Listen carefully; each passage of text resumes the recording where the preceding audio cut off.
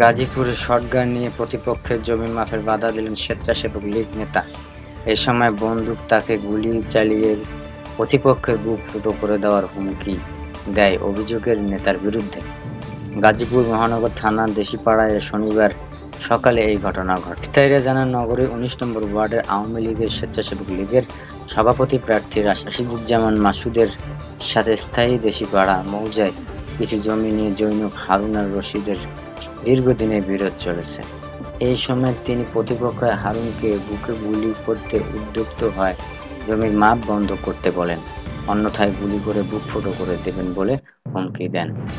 এদিকে ভুক্তভোগী হারুন আর রশিদ জানান, তাদের নানার কাছ থেকে ওয়ারিশ সূত্রে প্রাপ্ত ১.৪২ একর জমি স্বেচ্ছাসেবক লীগের নেতা মাসুম ও তার পরিবারের লোকজন অন্যায়ভাবে দখল করে রেখেছে।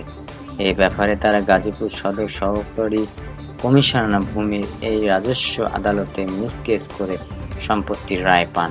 তারা শনিবার ২০ এপ্রিল সকালে সার্ভেয়ার নিয়ে জমিতে মাপতে গেলে মাসুম শটগান নিয়ে গুলি করে তার বুক ফুটো করে দেওয়ার হুমকি দেন। এমনকি এক পর্যায়ে তাকে এলোপাতাড়ি ঢিল ঘুষি মেরে জমি থেকে তাড়িয়ে দেয়। এই ঘটনা তিনি থানায় অভিযোগ করেছে বলে জানান। এই ব্যাপারে স্বেচ্ছাসেবক লীগ নেতা রাশিদুজ্জামান মাসুমের সাথে যোগাযোগ করা হলে তিনি বলেন, আমার লাইসেন্স করা অস্ত্র আমি সাথে নিয়েছিলাম, তবে হারুনকে আমি গুলি করার কোনো হুমকি দেইনি। তিনি বলেন, ওই জমি ১৯৫২ সালে আমার দাদা ক্রয় করেছেন। পরবর্তীতে আমাদের নামে রেকর্ড না হওয়ার অজুহাতে তারা আমাদের জমির মালিকানা দাবি করে।